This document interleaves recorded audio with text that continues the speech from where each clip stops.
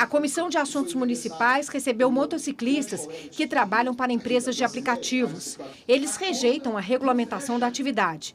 A medida já proposta pelo governo federal para motoristas de carro não traria benefícios aos trabalhadores, segundo eles. A gente escuta muito falar assim, motoboy ganha bem, ganha 4, 5 mil reais por mês. Ok, concordo com vocês, ganhamos bem? Ganhamos, mas nós pagamos para trabalhar. Em cima desses 4 mil, as pessoas não vê que a gente compra moto financiada para trabalhar e pagar a moto financiada. Em cima desses 4 mil, as pessoas não vê que a gente gasta, em média, de 30 a 40 reais todos os dias de gasolina. Toda semana uma troca de óleo. Na minha moto, por exemplo, eu gasto 60 reais de troca de óleo por semana. Vamos colocar, em média, o que é a meta de 80% dos motoboys, 4 mil reais por mês. Em cima desses 4 mil reais por mês, com a regulamentação dos 27,5%, quanto que o governo estaria ganhando em cima de nós de imposto? R$ 1.100. Sobraria o quê? R$ 2.900. Eu vou dar um exemplo por mim hoje. Mãe solo, com 3 filhos para cuidar. Minha primeira semana do iFood, pagar a prestação da minha moto. Minha segunda semana do iFood, pagar o aluguel da minha casa. Minha terceira semana, despesa de casa. A última semana sairia para quem o lucro? Para mim. Com essa regulamentação, eu não teria essa semana de lucro, porque o dinheiro ficaria para onde? Para o imposto. O governo ele já vem arrecadando com INSS 7%. Com o INSS ele já arrecada 7%, 7,5%. É o que o projeto de lei pretende. Só que com o MEI eu tenho os mesmos benefícios e pago 5%. Hoje, eu cheguei a fazer as minhas contas e, como exemplo, se eu for receber um salário mínimo e eu pago INSS, eu vou ter que contribuir com o governo através de, por lá, R$ 100. Se eu pago o MEI e vou ter que contribuir com o MEI, eu pago R$ 76,60. Olha a diferença. Para os motoboys, o projeto de lei em votação no Congresso Nacional não seria vantajoso, pois eles passariam a ser considerados trabalhadores autônomos por plataforma, contribuindo para o INSS. As empresas também terão que pagar um percentual para cada trabalhador. Sobre as garantias de seguridade social, os motociclistas contam que já trabalham no modelo de microempreendedor individual, o MEI, e já têm os benefícios da aposentadoria. Só queremos a influência do governo caso tragam melhorias, facilidades para o nosso dia a dia, mobilidade segura, segurança e cobrança de melhorias às plataformas, que inclusive nós já estávamos organizando manifestações para melhorar, para cobrar os mesmos com uma lista de exigências, mas que precisou ser adiada pelo risco que acreditamos ser uma piora, um regresso com uma possível regulamentação. Os motociclistas também alegaram na reunião que já estão subordinados às regulamentações de prefeituras. Em Belo Horizonte, por exemplo, tiveram que fazer várias adequações para não serem multados. Está repetindo o que aconteceu em 2011, 2012, começou a se cobrar a lei 10.220, aí a gente foi empurrando com a barriga, foi pedindo prazo. Em 2013, a Polícia Militar, junto com os guardas municipais, junto com a Prefeitura de Belo Horizonte, parou 3 pranchas na Praça Raul Soares e começou a prender nossas motos. Então, o que está acontecendo? O cenário só está se repetindo, porque quem está no poder é o Lula. O Lula ele é sindicalista, ele é a favor do sindicato. Então, ou seja, ele quer empurrar o sindicato goela abaixo na boca do trabalhador. O deputado Carlos Henrique, do Republicanos, foi quem pediu audiência. Ele é contra regulamentar a relação de trabalho entre motociclistas ou motoristas de carros e aplicativos. Diz que o governo não pode impor a medida e defendeu uma frente parlamentar sobre o tema. O governo federal quer é arrecadar mais imposto. O que o governo federal quer é criar modelos sindicais onde haja um fortalecimento político e ideológico. Isso, para mim, está muito claro, né? Então, você interferir na liberalidade econômica de uma categoria por uma questão que, para ela, não é boa, isso aí soa, no mínimo, desrespeitoso. Isso não é preocupação com vocês. Isso é uma preocupação de arrecadar tributos e fortalecer sindicatos. O deputado Eduardo Azevedo, do PL, também criticou a interferência no transporte por motos. Segundo ele, o governo percebeu a economia aquecida nesse nicho de negócio e pretende cobrar mais impostos dos trabalhadores. O poder público, ele não deve interferir no livre mercado. Ele não deve interferir na iniciativa privada. Ele não deve interferir na vida direta do trabalhador. Sabe por quê? Porque quando existem essas interferências, isso atrapalha cada vez mais vocês de crescerem.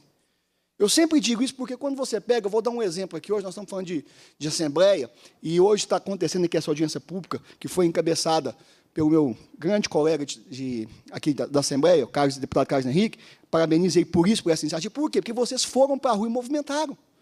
Então, vocês precisam fazer isso para que a voz de vocês chegue até a Assembleia e, posteriormente, até o Senado, até o Congresso Nacional, até os deputados federais. O presidente da Comissão de Assuntos Municipais, deputado Cristiano Silveira, do PT, defende que haja algum tipo de regulamentação que também proteja o trabalhador mais vulnerável. O debate também do livre mercado, a gente tem que analisar ele sobre o viés de quem o faz.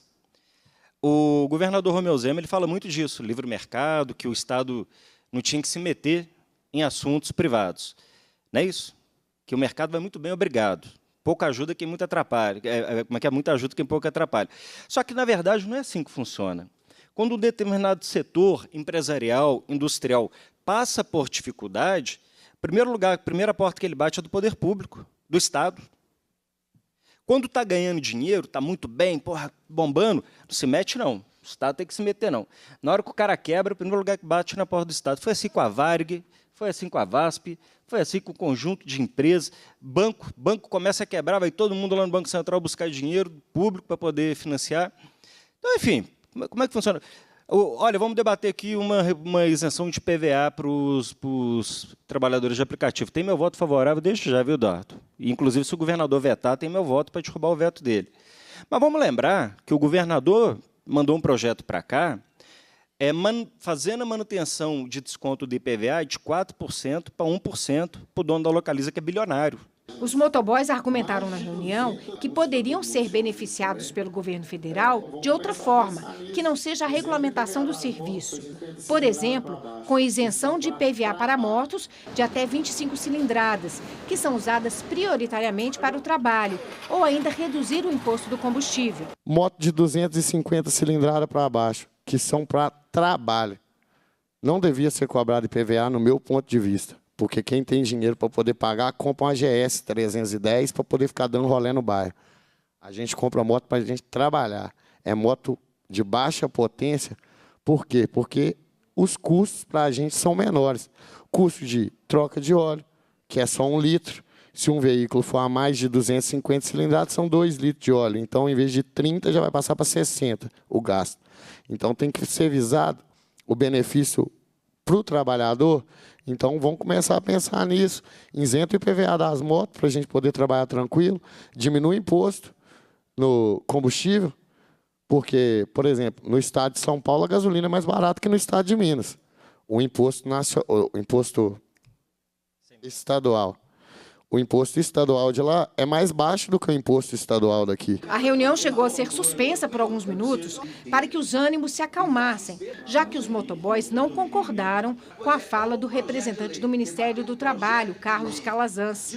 Ele faz parte da equipe que negocia as regras para aplicativos e motoristas de carro. Segundo Calazans, as empresas de apps exploram os trabalhadores. Somente a Uber teria mais de 1.400.000 empregados, sem nenhuma regra, e garantiu que não há perspectiva de que a regulamentação afete também os motociclistas. Carlos Calazans defende a regulamentação do mercado. O governo gasta 80 bilhões com custo com custo da Previdência, com custo de acidentes do trabalho no Brasil, com custo real, geral, de que nós temos, e o governo vai arrecadar 300 milhões. Só ontem, porque está tentando tirar os municípios da arrecadação do governo, o governo perde 10 bilhões de arrecadação. Agora, quem é no país que fala sobre essa estrutura, essa organização? Atenção, Todas as vezes que tiveram discussões de regra, sempre teve confusão. Vocês acham que, no passado, quando o governo propôs criar o Fundo de Garantia, foi fácil? Quando o governo propôs criar o 13º, os empresários no Brasil aceitaram? Quando o governo propôs criar férias, aceitaram? Sempre teve confusão. Ao final da reunião, foi sugerido que os trabalhadores se reúnam novamente com o Ministério do Trabalho, até para entender mais a fundo a proposta e sugerir as mudanças que achem conveniente.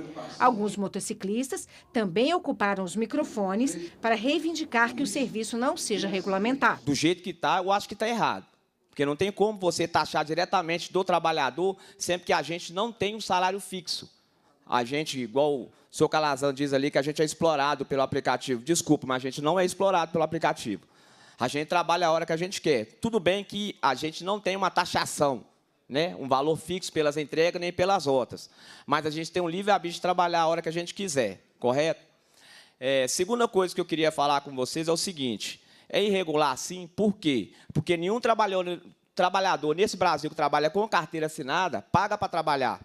A gente tem altos custos. Quando eu peço para meus parceiros para evitar um pouco postar o tanto que eles ganham, porque tem gente que trabalha 16, 17 horas, faz R$500 e posta na parte social para curtir de todo mundo, mas ele também não posta o tanto que ele gastou, o tanto que ele trabalhou, o tanto que ele tirou do lar dele para viver com os filhos, com a família, para poder estar lá ganhando aquele dinheiro que ele ganhou, aquele valor que ele ganhou.